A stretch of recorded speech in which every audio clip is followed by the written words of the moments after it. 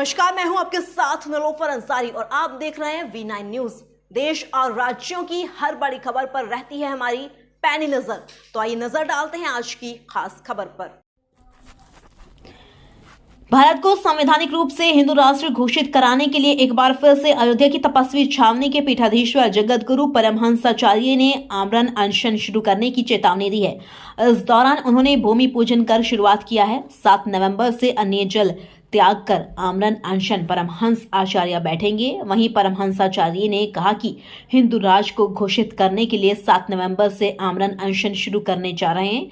यह तपस्वी जी की छावनी सबसे पुरानी छावनी है। यहाँ पर मैंने वर्तमान में राम मंदिर को लेकर आमरण अनशन किया था और आज हमने फिर से भूमि पूजन किया है। उन्होंने कहा कि 7 नवंबर से हमारा अनशन सुबह 7 बजे से शुरू किया जाएगा। इस दौरान उन्होंने केंद्र सरकार से मांग करते हुए कहा कि जब देश का बंटवारा धर्म के आधार पर हुआ था और मुसलमान को पाकिस्तान बांग्लादेश दिया गया था तो वह मुस्लिम राष्ट्र बन गया।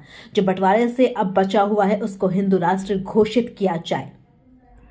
अयोध्या से ब्रिजेश सैन की रिपोर्ट। जो सवाल करो कहाँ गए भैया?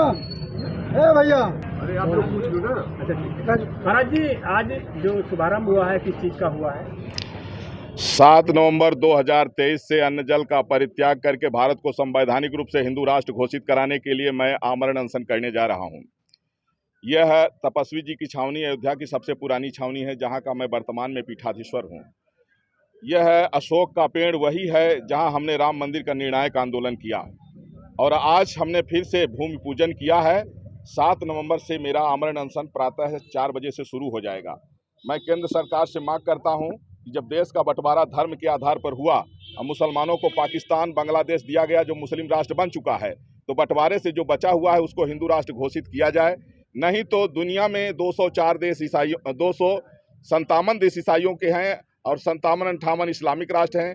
कम से कम एक हिंदुओं का होना चाहिए। नहीं 1990 में जिस तरह से हिंदू नरसंहार हुआ, अगर पूरे देश में होगा तो हिंदू फिर कहाँ जाएगा? हिंदू का अस्तित्व मिट जाएगा।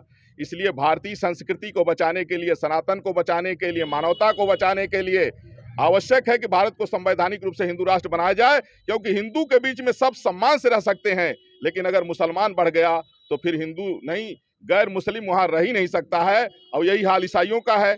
इसलिए यह हमारी लड़ाई संविधान के दायरे में होगी।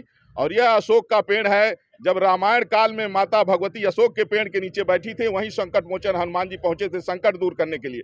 तो राष्ट्र पर यह संकट है जो लगातार जो है लव जिहाद की घटनाएं बढ़ रही हैं और सनातन के विरोध में जिसको देखो बड़े बड़े संवैधानिक पद पर बैठे हुए लोग चुनौती दे रहे हैं सनातन धर्म को मिटाने के लिए।